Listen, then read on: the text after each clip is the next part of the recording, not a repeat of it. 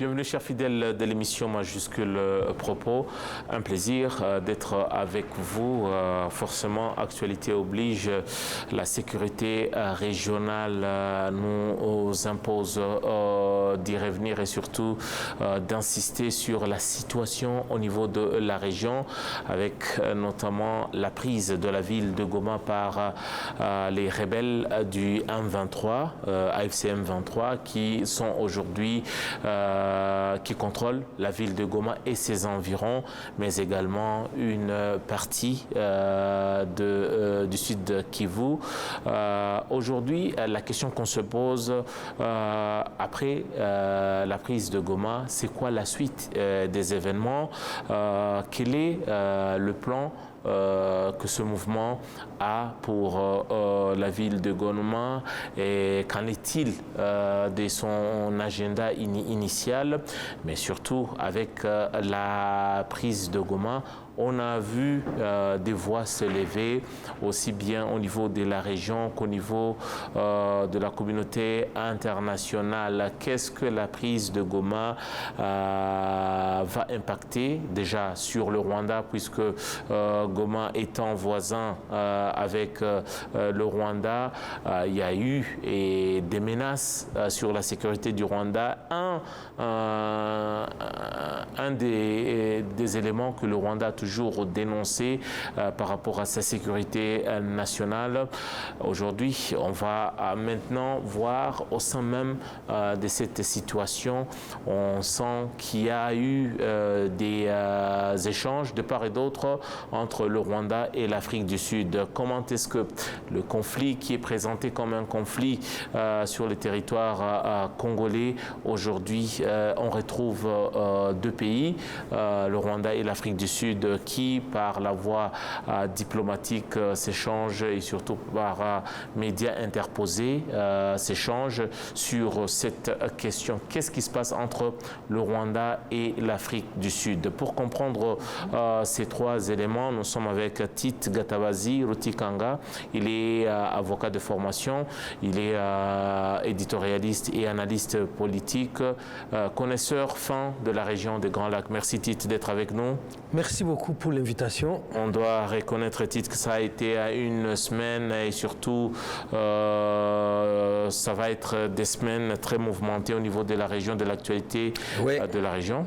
Je crois que Goma nous a servi, et la surprise, les rebondissements, les retournements, on a eu de la matière à Goma.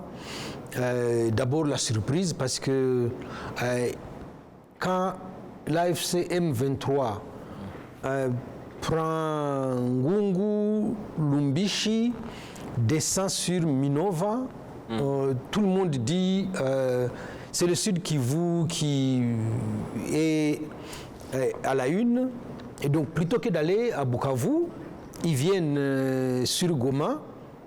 Je crois qu'il y a une légère résistance à Sake. Ils se battent à Mubambiro et c'est là que tombe le général Chirimwami, dont le décès est sujet à controverse. Les membres de sa famille parlent d'autres choses et sa hiérarchie présente les choses différemment. Mais voilà, après Mubambiro, ils entrent dans Goma. Goma où on pouvait craindre un carnage, une catastrophe humanitaire. Finalement, Goma tombe comme un fruit mûr. Je n'ose pas dire quelqu'un qui souffre, mais les FARDC prennent acte de la défaite. On voit bien le flottement au niveau de la MONUSCO, laquelle MONUSCO venait de dire quand ils étaient à Mubambiro qu'ils allaient appuyer les FARDC. Activement. Oui. Finalement, ils changent d'avis. Ils participent à la neutralisation des FARDC, de Wazalendo et des FDLR. Et on voit bien qu'ils sont cantonnés au stade de l'unité à Goma. Et ça surprend tout le monde. Évidemment, il y a du côté de Kibumba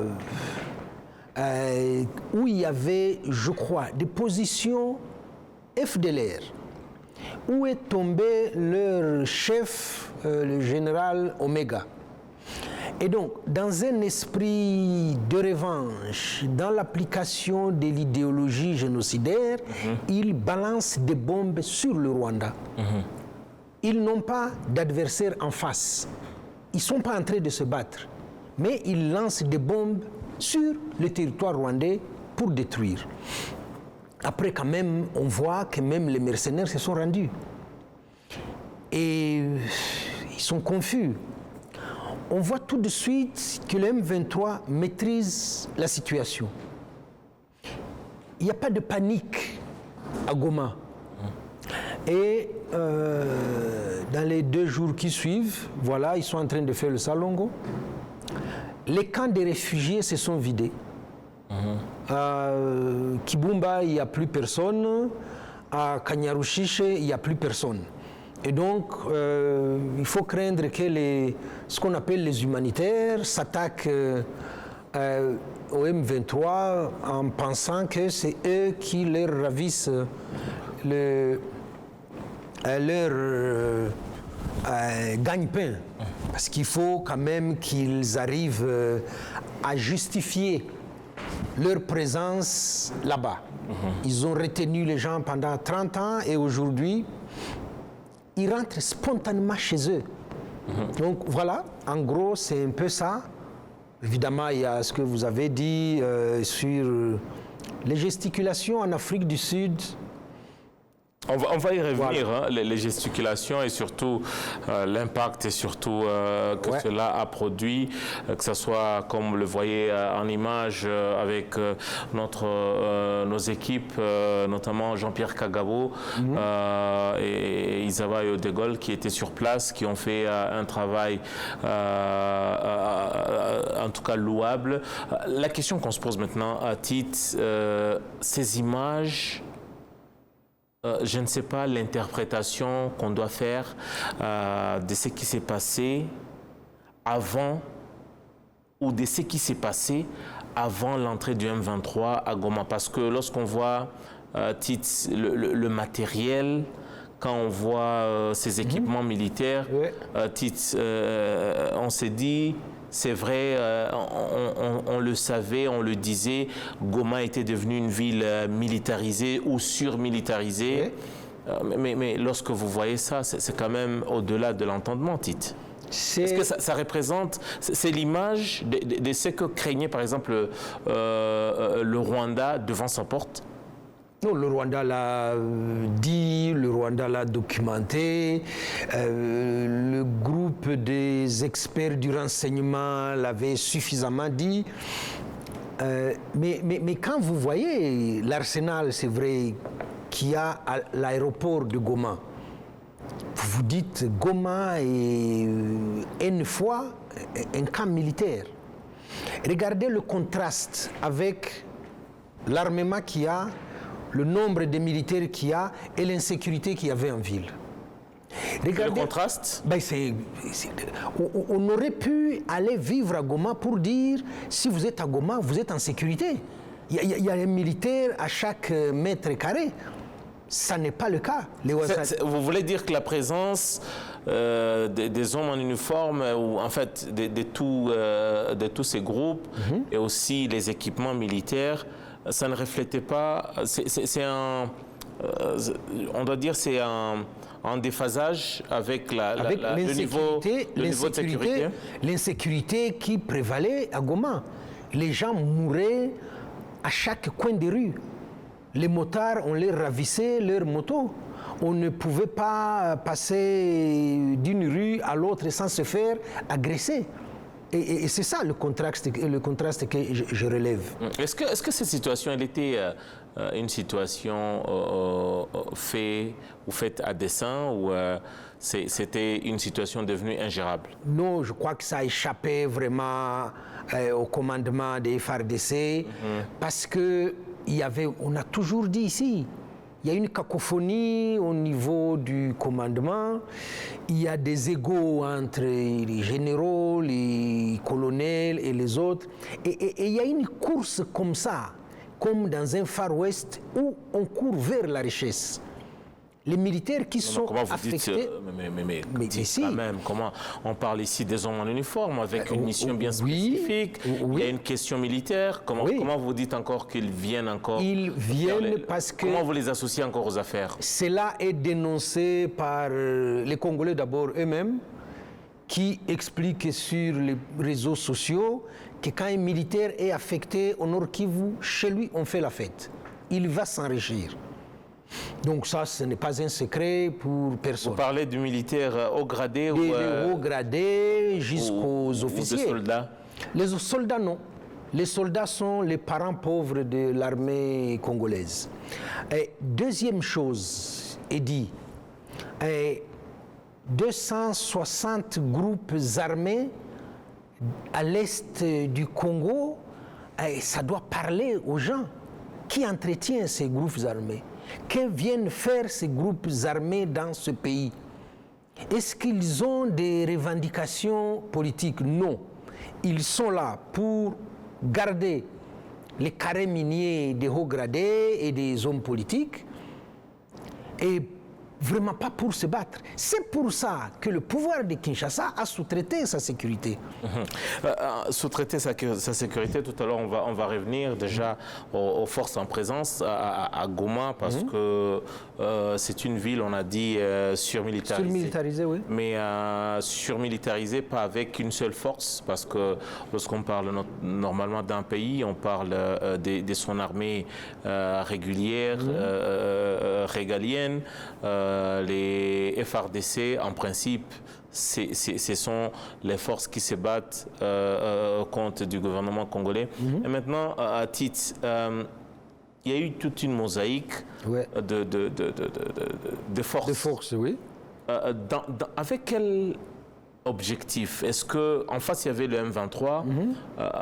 Comment expliquer maintenant la présence pour chaque, au moins, les grands groupes, comment expliquer la présence et surtout leur coordination dans la ville de Goma et ses environs pour combattre l'ennemi en face qui était le M23. Parce que je disais, et ça rentre dans le prolongement, les FARDC sont incapables pour une raison, ils sont désordonnés, ils sont mal préparés, ils courent après la richesse. Et pourtant, Patrick Mouyaya... On la présente comme la 8e armée de l'Afrique. Mais non seulement ça, Tite. Mais ça, c'est pour se moquer. Non, pas ça. Je vous jure... Non, je ne parle pas de ce classement, mais je parle des propos. Je reprends les propos de Patrick Mouyaya, porte-parole de l'armée congolaise, qui parle d'une armée qui monte en puissance. On a sorti, je crois avoir dit ça ici. Et quand on voit le matériel, quand même, Tite, le matériel, il est impressionnant. L'armée est équipée, hein? Il est impressionnant. Mais vous avez l'armement des FARDC, vous avez l'armement de la SADC, vous avez l'armement de la MONUSCO. Tout ça mis ensemble, ça vous fait l'armement de 3-4 pays. Et donc, est-ce que le plus important, justement, quand on y regarde maintenant, aujourd'hui, est-ce que le plus important, c'est d'avoir l'arsenal qui impressionne ou c'est d'avoir un objectif militaire? C'est d'avoir des hommes qui sont bien préparés. Mais on voit en image les hiboux, les hommes. Oui. Ce sont les hiboux, Tite. Mais regardez bien quand vous voyez, même si on ne prend que les FARDC. Vous avez vu la concurrence qu'il y avait du temps d'Indima d'ailleurs, le gouverneur militaire, Constant Ndima. Les commandos disent qu'ils ne dépendent pas du gouverneur. La garde présidentielle dit que c'est une unité spéciale à part et qu'elle ne dépend pas de la hiérarchie militaire. À quoi avons-nous assisté il y a 2 ans? Au carnage dans une église à Goma, et où ils se sont rejetés comme ça les responsabilités. Finalement, on découvre que c'est l'initiative de la garde présidentielle. Et c'était même à l'occasion que Chirimwami est arrivé. Sans en référer ni au gouverneur militaire, ni au commandant de la police, ni au patron des renseignements. Ils ont leurs propres renseignements, ils ont leur propre agenda et ils viennent canarder comme ça les civils qui sont en train de prier. Et le gouverneur de l'époque, Constant Dima, dont je parlais, en a payé les frais parce que c'est dans la foulée qu'il a été remplacé par le défunt général-major Chirimwami, qui était très récemment, jusqu'à très récemment, le gouverneur militaire du Nord Kivu. Et maintenant, on parle des forces en présence, mais avant, à côté des FARDC, dites, il y avait des sous-traitants, les mercenaires. Oui. Vous parlez de l'armée congolaise, les FARDC, bien équipés, mais les hommes qui ne sont pas motivés. Oui. Comment comprendre qu'à côté de cette armée, on puisse y amener des mercenaires qu'on voit? On parle d'une centaine. De 300. Voilà, 300 mercenaires. Comment comprendre que on parle d'environ $10 000 de solde par mois pour ces mercenaires. Comment comprendre que des gens bien payés et apparemment bien équipés avec du matos dernier cri de technologie puissent avoir échoué devant le M23? Parce qu'à Kinshasa et même ailleurs, les gens se posent la question comment des gabarits comme ça, lorsqu'on les regarde carrément, on se croirait dans un casting à Hollywood. C'est vraiment des garçons bien baraqués. Bien baraqués, comme on dit. Comment comprendre qu'ils puissent et surtout avoir lâché Tshisekedi? Ils ne l'ont pas lâché. Ils ne l'ont pas lâché. Tshisekedi n'a pas compris c'est quoi un mercenaire. Un mercenaire ne vient pas se faire tuer sur un front. Un mercenaire gagne beaucoup d'argent. Quand il est vivant. Ah ben oui, et il faut qu'il puisse jouir de cet argent pendant qu'il est vivant. Et donc, il n'a pas compris. La deuxième chose qu'il faut noter, c'est qu'il y a un précédent dans ce pays. Lors de l'AFDL, on avait annoncé que Kisangani ne tombera pas parce qu'on venait de ramener des mercenaires, parce qu'on avait ramené du matériel... Vous faites allusion à 96 avec l'arrivée de l'AFDL? On a répété que Kisangani ne tombera pas. On a répété que Kenge était un verrou. Il fallait trouver un dictionnaire pour comprendre le verrou Keng, qu'est-ce que ça représentait. Mais les deux étaient tombés. Donc, Tshisekedi ne regarde pas l'histoire récente de son pays. Il ne comprend pas que ce qu'il appelle des sociétés privées et ces mercenaires-là viennent pour s'enrichir et ne viennent pas pour combattre. Et est-ce que, par exemple, lorsqu'on voit ces images, le contribuable congolais aujourd'hui, parce que c'est des gens qui étaient quand même bien payés, il s'est dit c'est de l'argent du contribuable parti en fumée? Il va faire en sorte de ne pas rendre compte sur les opérations militaires. Il y a 2 ou 3 députés qui avaient essayé de poser la question et on les a étouffés. Pourquoi il y a comme ça des achats à n'en pas finir, de l'argent qui sort de la Banque nationale chaque fois sur procédure d'urgence, et on l'a étouffé. Mais à un moment donné, parce qu'il n'y a pas de résultat, comme il n'y a pas de résultat, il faudra qu'il explique cet entêtement à se fournir en armes, à percevoir des commissions quand même aussi, et à ne pas avoir des résultats. Et aujourd'hui, maintenant que les mercenaires sont partis, mais ces mercenaires qu'on voit qui sont partis de l'aéroport international de Kigali, le Rwanda s'est prêté à cet exercice.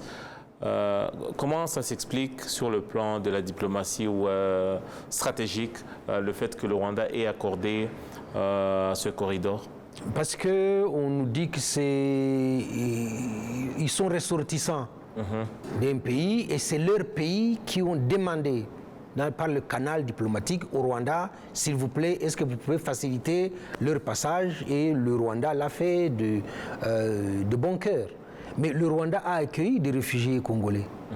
Le Rwanda a accueilli des militaires qui viennent du Congo. Mais il faut plutôt noter une chose.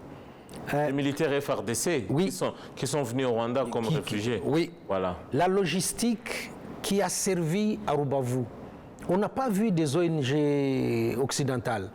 Et ça montre quoi? Ça montre l'expertise du Rwanda, ça montre sa capacité organisationnelle.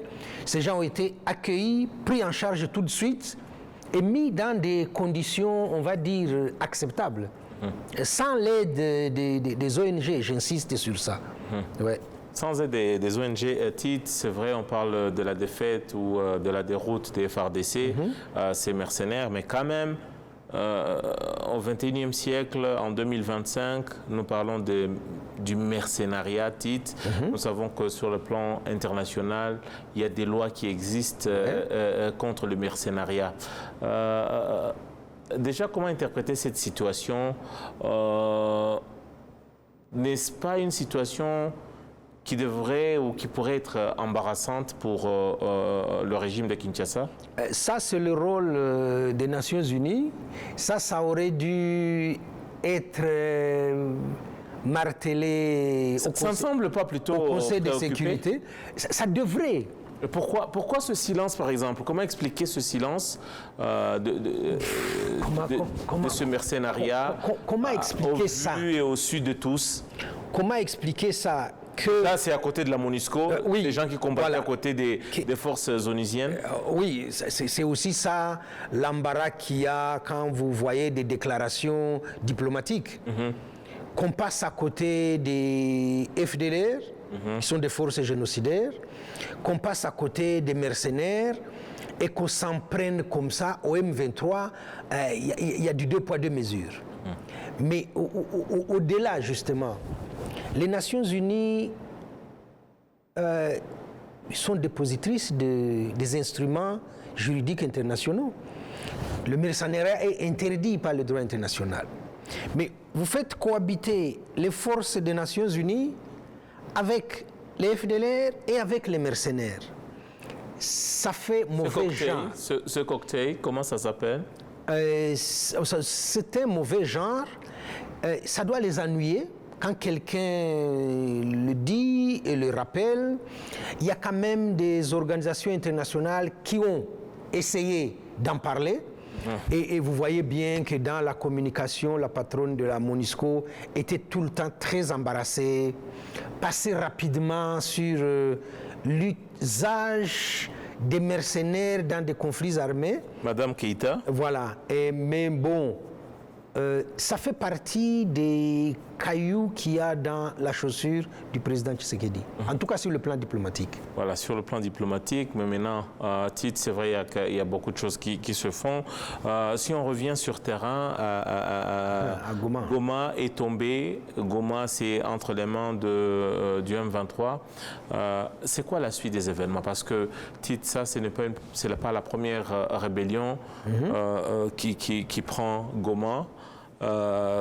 Devant vous, vous en avez vu.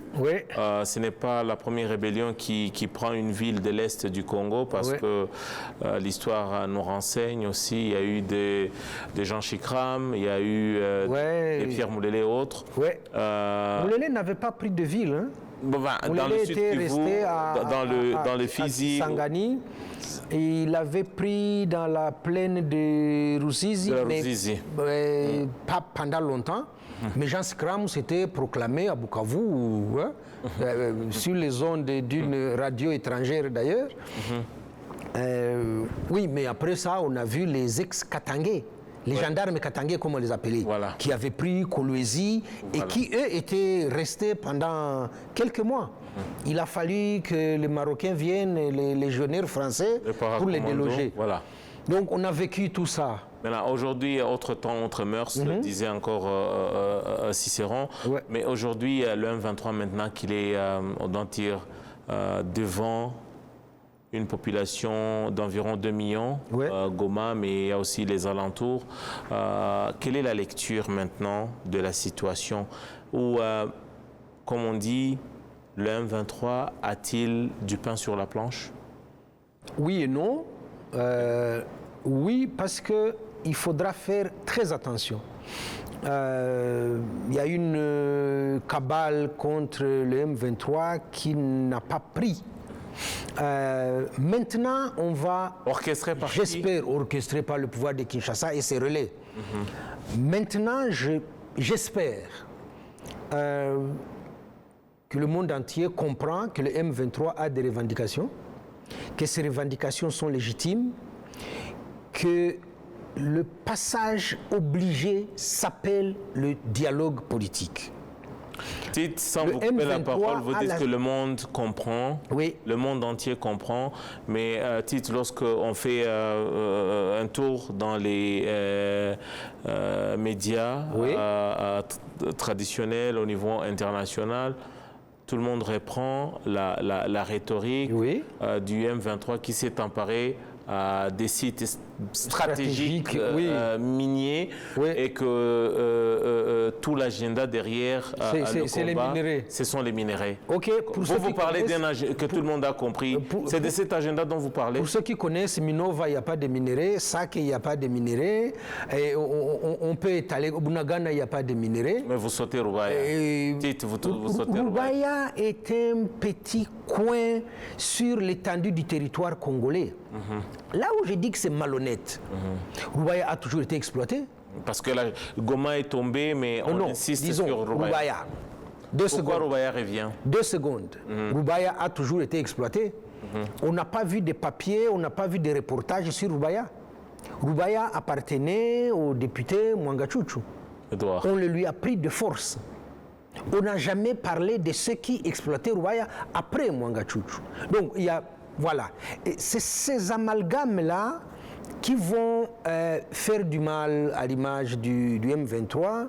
C'est ces amalgames-là qui pourraient inciter des pays ou des organisations internationales. Et maintenant, pendant que vous y êtes, dites, comment est-ce que le M23, dans sa stratégie, pourrait déjà faire avancer l'agenda qu'il a toujours porté avec lui toutes ces années?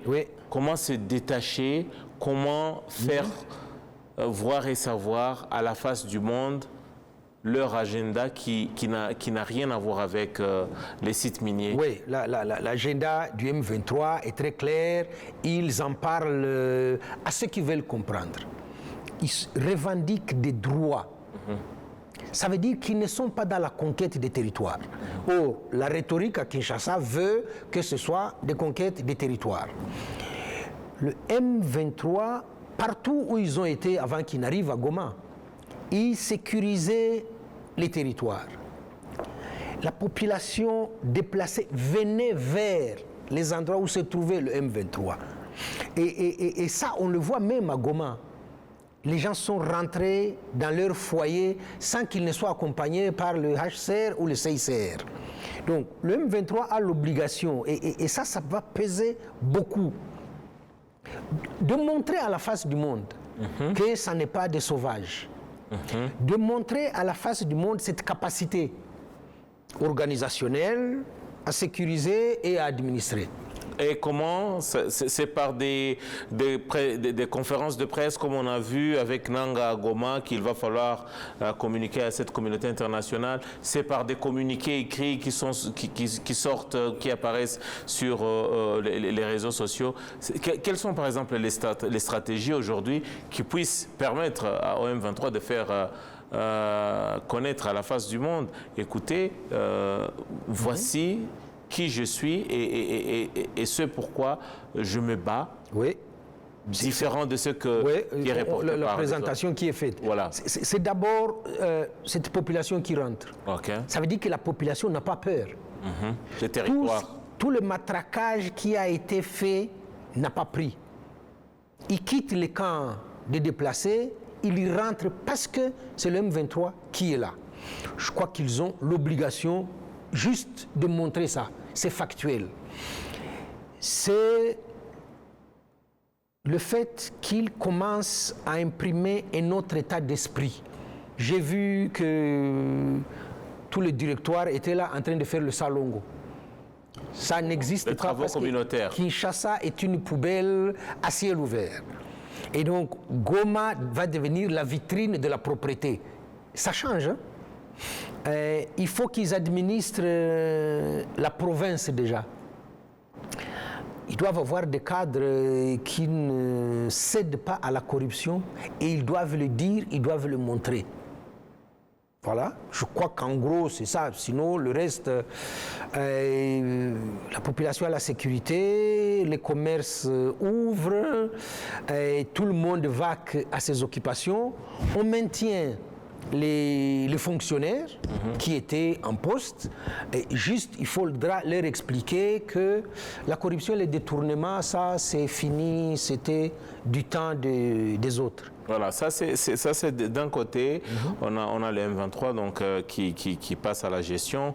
Et maintenant, je vous posais la question tout à l'heure, quitte le Rwanda avait toujours dénoncé certaines situations en face de lui, qu'il s'est préparé quelque chose, qu'il y avait un agenda, et le Rwanda qui avait enclenché ces mécanismes de défense, ou ces mesures de défense. Comment est-ce qu'on peut, en tant qu'analyste, comment est-ce que le Rwanda va vivre sa frontière avec un territoire déjà géré par un mouvement qui n'est pas une république? Je crois que vous avez vu, on a fait porter le chapeau des mots qui gangrènent la République démocratique du Congo au Rwanda. Le Rwanda fait avec. Vous savez, quand vous êtes de bonne foi, parfois vous ne savez pas quoi dire. Parce que vous estimez que vous êtes en paix avec votre conscience. Et donc, qu'on vienne vous charger comme ça, vous avez vu même parfois quand on ment sur quelqu'un, plutôt que de parler, la personne pleure. Ces larmes, ce sont des larmes de colère, des larmes de désolation. De dire, mais moi, je ne peux pas faire ça. Donc, que le Rwanda soit le porteur de la corruption dans ce pays, des détournements, du manque des infrastructures, ça se sait maintenant, au jour d'aujourd'hui. On a reçu des bombardements depuis Kibumba. On n'est pas à l'abri. Même si la ville de Goma est gérée par la MONUSCO, même si on va dire, vous avez vu des militaires congolais, Wazalendo et tout ça confondu, qui ont été mis dans des camions et ramenés dans des camps de rééducation. Dans le Rutshuru pour... probablement au camp de Rumangabo. Il y a beaucoup plus d'espace. Et donc, au tout début, il y aura des fluctuations. On ne fait pas confiance au M23. Ils vont faire l'objet de matraquages médiatiques. Et à un moment donné, on va vivre ce qu'on appelle en droit une situation de fait. Aujourd'hui, à Goma, le gouverneur et son équipe civile, militaire, sont plutôt à Bukavu. À Beni plutôt? Non, j'ai dit ceux qui étaient là, avant civils, militaires et politiques, sont à Bukavu. Ils ont abandonné le poste, comme on dit, en droit du travail. Quand il y a abandon de poste, la nature a horreur du vide. Le M23 est là et va administrer la ville et ses environs le nouveau gouverneur Kakule s'est installé à Beni, très loin de Goma, très loin de ce qui peut être... Il a dit que son bureau s'est trouvé à Goma. Oui, c'est gentil. Bon. Dans son discours à Beni, lorsque il s'est présenté il a dit « Mon bureau se trouve à Goma, il ne faut pas me compter. » Ok, très bien. Mais, ok. Il ne pourra pas venir à Goma, il faudra constater ça. Le M23 n'est pas prêt de quitter Goma et... Ça, c'est le bureau du gouverneur. Tous les endroits... C'est le gouvernorat. Oui, je vois bien. C'est son bureau. Oui, cette bâtisse a aussi une histoire. Hein. Avec la Deuxième République, oui. Oui, ok. Le gouverneur ne pourra pas venir. Goma va être administré, comme je l'ai dit. Massissi va être administré. Rutshuru est déjà administré. Vous devez prolonger parce que vous n'abandonnez pas Kiroche, vous n'abandonnez pas Minova. Minova est tenu par l'AFC, M23. Et donc, tous ces gens, toute la population dans ces endroits demande la présence du M23. Et ce n'est pas seulement la présence des militaires, la présence d'une administration. Et ça va devenir un casse-tête pour le gouvernement congolais et son président qui s'entêtent, qui sont dans le déni, qui sont dans une rhétorique victimaire et qui ne pensent qu'à une chose, faire une guerre qu'ils ne vont pas gagner. Voilà, une guerre qu'ils ne vont pas gagner. On a dit parmi les forces en présence à Goma, c'est vrai, il y avait les FARDC, on a parlé des mercenaires, avec ces gens de la Légion étrangère, parmi et tant d'autres qui étaient parmi ces mercenaires. Mais il y avait, et surtout, il y a une mission, on a parlé de la MONUSCO, qui est présente depuis plus de 2 décennies maintenant, 25 ans, Tite, merci. Et maintenant, il y a aussi une autre mission qui était ou qui est toujours en place, SAMI DRC, c'est la mission de la SADC, en tout cas, dont la mission reste aujourd'hui discutable, titre maintien de la paix ou soutien au FARDC, on va revenir sur ça, mais permettez-moi d'abord de vous lancer ce reportage de notre confrère Kagabo Jean-Pierre. Dans ce reportage, on va suivre tout à l'heure. C'est vrai, avec la chute de Goma, c'est vrai, il y a eu capitulation des forces de SAMI et RDC ou DRC. Mais surtout, c'est l'Afrique du Sud qui revient. Pourtant, on a la Tanzanie, le Malawi, qui sont dans le SAMI DRC. On va suivre dans ce reportage qu'est-ce qu'ils sont devenus après la chute de Goma et surtout la polémique qui est alimentée aujourd'hui à partir du Cape Town ou de Johannesburg vers le Rwanda et non sur les M23 qui a fait capituler ses forces. On va suivre ce reportage de Jean-Pierre Kagabo. C'est dans une traduction de notre confrère Manishimwe Jean Damascène. À Mobambiro, situé à 25 km de Goma, se trouve une base militaire importante des troupes sud-africaines, venues au Congo dans le cadre d'une mission militaire de la Communauté de développement d'Afrique australe SADC en sigle, conduite depuis le gouvernement Tshisekedi dans sa lutte contre les Congolais membres du groupe M23. Lorsque les rebelles du M23 quittaient Massissi et Ngungu pour attaquer Goma, les troupes sud-africaines se sont alliées aux forces congolaises et au FDLR pour contrer ce groupe constitué de Congolais qui revendiquent leurs droits comme citoyens. Des témoignages que nous avons recueillis indiquent qu'après avoir subi de lourdes pertes en vies humaines et enregistré de nombreux blessés, les soldats sud-africains ont dû hisser le drapeau blanc, signe de leur désengagement au combat. La base militaire sud-africaine à Mobambiro, située à proximité d'une ancienne base militaire congolaise, a été prise par le M23 après de violents affrontements. De nombreux véhicules blindés ont été détruits et visiblement, des militaires ont péri à l'intérieur de ces véhicules. Depuis cet incident, les troupes sud-africaines ont été dans l'incapacité de récupérer les corps de leurs soldats tombés au combat. Le 30 janvier 2025, Aux alentours de 13h, des responsables militaires du M23 ont pris l'initiative de contacter les dirigeants des troupes sud-africaines présentes à Mubambiro. Après 5 minutes de conversation, les responsables de la base ont quitté le site pour rencontrer les commandants du M23. À leur arrivée, ils semblaient inquiets, mais au fur et à mesure que la discussion avançait, leur crainte s'est estompée et des échanges amicaux ont eu lieu, allant jusqu'à échanger même du numéro de téléphone. Un commandant du M23 a même partagé que sa famille vit dans un camp de réfugiés dans un pays voisin depuis des années, ajoutant qu'il est fier de se sacrifier pour la dignité de ses compatriotes.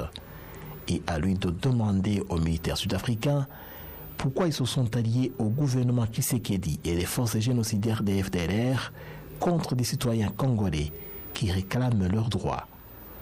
Les militaires sud-africains ont répondu qu'ils n'en savent pas grand-chose, précisant qu'ils sont sacrifiés pour des intérêts politiques qu'ils ignorent. Après avoir échangé des numéros de téléphone, l'un des militaires du M23 plaisanta « J'espère qu'on se retrouvera à Bukavu ». Un militaire sud-africain a répliqué qu'il ne voulait plus retourner au combat et préférait plutôt rentrer chez lui. Les responsables militaires sud-africains ont par ailleurs formulé 3 doléances aux rebelles du M23. D'abord, permettre à leurs troupes de récupérer les corps de leurs camarades tués au combat et de les rapatrier via l'aéroport de Goma.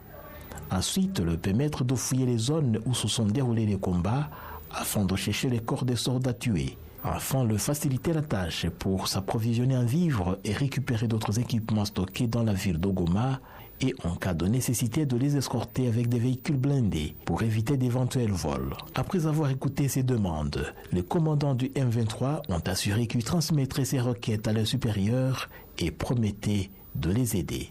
Après la rencontre à Mubambiro, les commandants du M23 ont poursuivi les discussions avec les responsables des troupes sud-africaines aux abords de l'aéroport international de Goma.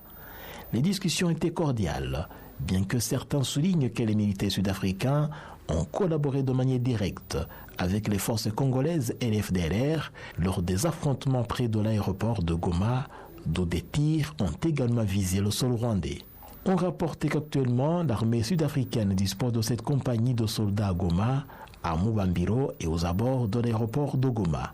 À ce jour, l'Afrique du Sud a officiellement confirmé la mort de 13 de ses soldats lors des combats ayant précédé la prise de Goma par le M23. Toutefois, il se pourrait que le bilan réel des pertes sud-africaines atteigne 50 soldats. Cela montre bel et bien que le nombre réel de soldats sud-africains tués pourrait être supérieur à celui qui a été officiellement communiqué.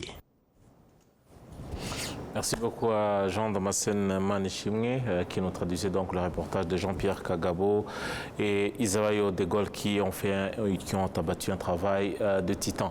Tite, déjà comment comprendre que ici l'Afrique du Sud est intervenue au Congo dans le cadre de Sami DRC. Comment est-ce que cette affaire devient une crise diplomatique entre l'Afrique du Sud et le Rwanda? Parce qu'il y a un gros mensonge dans ce dossier. Lequel? Sami DRC a une mission offensive. Le mandat offensif? C'est clair et net. Ils sont venus taper sur le M23. Et donc, ce n'est pas une mission de maintien de la paix? Pas du tout, pas du tout. Pas du tout alors.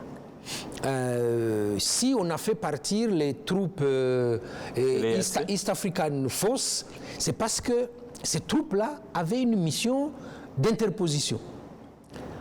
La SADC vient s'allier au FRDC et donc au FDLR et aux mercenaires pour aller au front. Deuxième chose, je crois que le malaise qu'il y a en Afrique du Sud, c'est celui-là, où l'opinion a compris que les militaires étaient venus s'allier au FRDC et au FDLR. Je pensais que vous alliez passer l'interview de la chaîne SABC où le journaliste insiste pour dire, pouvez-vous nous dire, je crois qu'il s'adresse au ministre de la Défense. Des Affaires étrangères. Des Affaires étrangères. Est-ce que nos militaires sont-ils? Sont en alliance avec les FDLR. Et vous avez vu le malaise qu'il y avait sur le plateau. Vous avez vu qu'il est allé jusqu'à parler des résolutions de je ne sais quoi. Mais le ministre, peut-être pour ceux-là qui n'ont pas suivi l'interview, le ministre, en quelques mots, il dit, pour certaines raisons tactiques, sur terrain, nous nous retrouvons à combattre côte à côte. Aux côtés des FDLR. Donc avec les FDLR. Oui. Pour des raisons tactiques. Pour des raisons tactiques. Moi, je vais prendre ça... Comment on interprète ça? Je vais prendre ça dans l'autre sens. L'Afrique du Sud, en tout cas, le gouvernement et son président connaissent que le M23, c'est des Congolais. Le M23 a des revendications à caractère politique et juridique. Ce problème est un problème interne. Ça, ils le savent.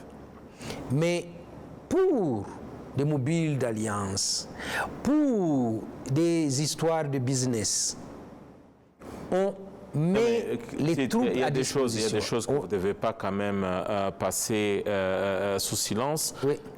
Comment comprendre? Vous parlez ici, nous croyons être dans la logique de la diplomatie, oui, dans les accords bilatéraux entre les pays. Oui. Ça existe.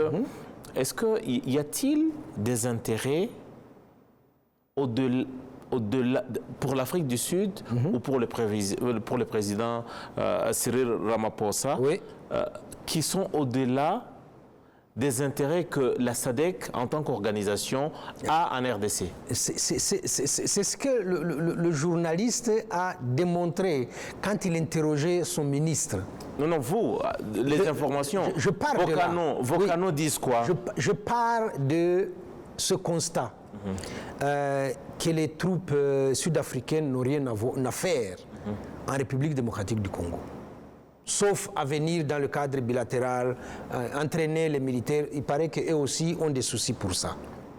Mais quand vous voyez que le fournisseur d'armes, l'un des fournisseurs de l'armée congolaise et sud-africain, et qu'il est lié au président Ramaphosa, quand vous voyez qu'il y a 2 ou 3 articles de Africa Intelligence sur l'Omami, où il y a des carrés miniers gardés par la garde présidentielle. Le Mami, vous êtes au sud de la RDC, dans l'ancien Katanga? Nous sommes au Katanga, voilà, où il y a la femme gouverneure Fifi Masuka. Voilà. Et la presse n'arrête pas de parler de Far West, de la famille Tshisekedi. C'est la famille Tshisekedi qui est sur place. Que ces minéraux sont exploités par une société sud-africaine, comme par hasard.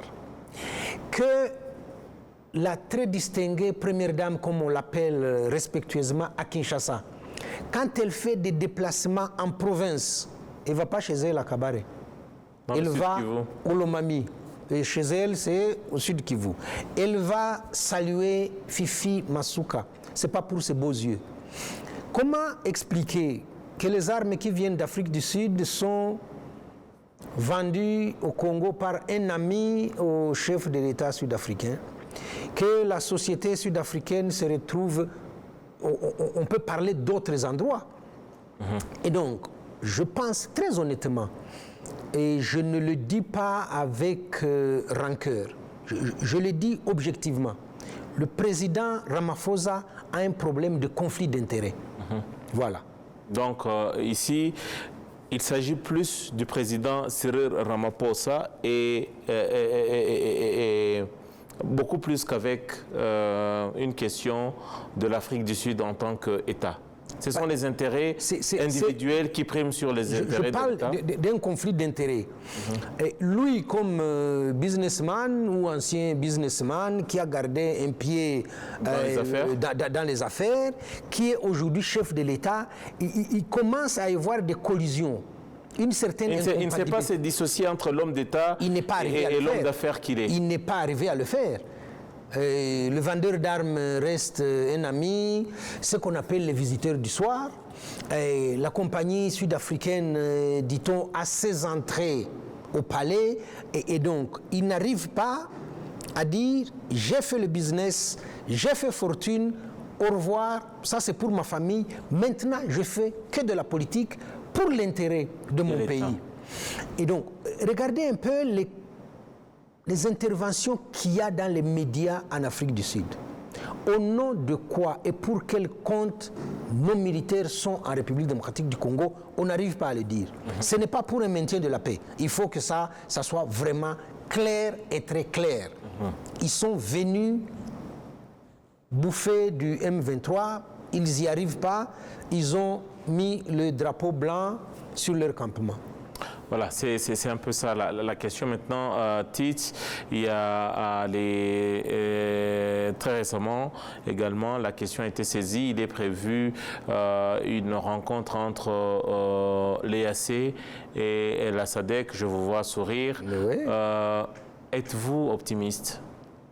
Parce qu'il y a l'EAC qui avait des forces en présence avant l'arrivée de la SADC. On a vu le chef de l'État, Paul Kagame, qui a même fustigé cela en disant que la SADC a manqué un peu d'égards et des considérations au niveau de la diplomatie. Venir poser les troupes juste à côté. Alors, sommes-nous presque à l'approche d'un choc des titans? Est-ce que les intérêts des uns des autres risquent de s'effriter? Nous sommes, on va dire, à un moment diplomatique, mais crucial. Oui, crucial, mais de vérité. Et les choses peuvent basculer à l'issue de cette réunion. Parce que East African Community va arriver avec tout ce qui a été décidé et mis en exécution. Le sommet de Bujumbura qui a décidé les résultats des forces des East African Force. Ils ont maintenu les positions du M23 et de la coalition du FRDC pendant 6 mois. Et ils commençaient comme ça à toucher des résultats. Et dans la précipitation, Tshisekedi leur demande de partir. Tout ça, ils vont le présenter à la SADC. J'espère qu'ils vont expliquer que le M23, c'est un mouvement congolais qui a des revendications politiques, qui a été reçu à Kinshasa par le gouvernement de Tshisekedi, en la personne du ministre Gilbert Kankonde. À la réunion, titre de l'EAC, vous dites... ils ont présenté, ils vont présenter, ils vont arriver. Est-ce que ce sont des résolutions ou ce sont des choses qui trouveront preneur sur la table de la rencontre? Et surtout, Tite, il faut noter l'absence remarquable et remarquée de la RDC lors de ce dernier sommet. Donc le sommet de l'East Africa, de l'East Africa, en ligne, ils n'étaient pas là.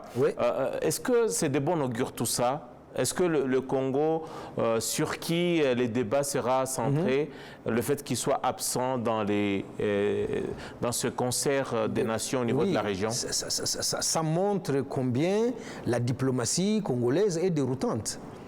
Vous faites un discours victimaire et quand une organisation à laquelle vous appartenez va discuter de vos doléances, vous déclarez forfait.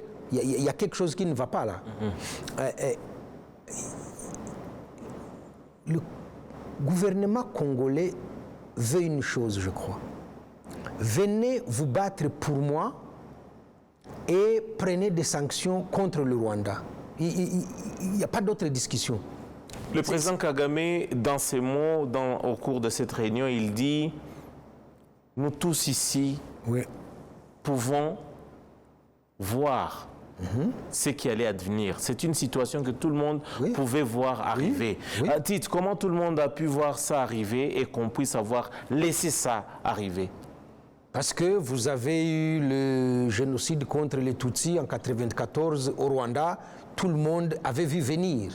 Parce que vous avez eu Srebrenica en ex-Yougoslavie, tout le monde avait vu venir.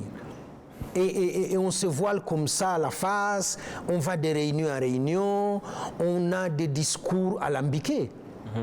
je ne suis pas surpris que Goma soit tombé. Ça ne surprend personne. La supériorité militaire sur le terrain, ça fait 3 ans que ça dure. La montée en puissance, on va dire merci Bemba, merci Mouyaya. Quand il n'y a pas de cause réelle, quand on est en train de persécuter des citoyens d'un pays, comment voulez-vous régler un problème politique avec les canaux? On ne peut pas. On ne peut pas. Est-ce qu'on ne l'avait pas dit ici, au tout début, que Tshisekedi a manqué à sa parole, que Tshisekedi était à Sake et il a dit à tous les Congolais, je connais ce problème, je vais réunir une commission d'experts congolais qui vont me faire des propositions. Il a laissé ses propos à Sake. Aujourd'hui, Sake est aux mains du M23. Voilà, en tout cas, il y a tellement de choses à dire à propos de cette crise. Il y a également, si on parle de la région qui semble avoir pris ce problème à bras-le-corps et la région qui doit s'entretenir avec la SADC, il y a aussi sur le plan international TIT, on aura très prochainement une autre occasion pour parler maintenant du chapitre et surtout des mouvements au niveau du Conseil de sécurité, au niveau de l'Europe, ça bouge beaucoup. Ouais. Il y a en tout cas des balais diplomatiques qu'on voit. Il va falloir se méfier de quelques députés européens qui s'agitent et qui ont un parcours chaotique, qui ont des dossiers judiciaires de corruption. Et donc, je crois qu'il faut dénoncer ces gens-là. Voilà, Tite, on va prendre, c'est même le prochain numéro, on va voir maintenant qui sont les personnes qui sont en train de tirer les ficelles et surtout ceux-là qui sont devenus les chantres de la voie qu'a opté Kinshasa et surtout voir est-ce qu'il y aura-t-il une issue à ce problème. Tite, merci beaucoup d'être venu. C'est toujours un plaisir d'éclairer un peu l'opinion. Voilà. Non. Là, je vous dis, ce n'est que partie remise. On va sûrement être avec vous sur ce plateau dans les prochains jours pour éclairer l'opinion nationale, régionale, mais surtout l'opinion internationale pour comprendre ce qui se passe dans notre région. Merci beaucoup à Constantin Ouassé et toutes les équipes au niveau de la technique. Grand merci à Jean-Pierre Kagabo, également à l'honorable Moussanga Batouare qui a contribué avec des idées, surtout l'éclairage. Grand merci à vous tous, audience de Majuscule Propos. J'aurai tout le plaisir de vous retrouver très prochainement pour un nouveau numéro. Au revoir.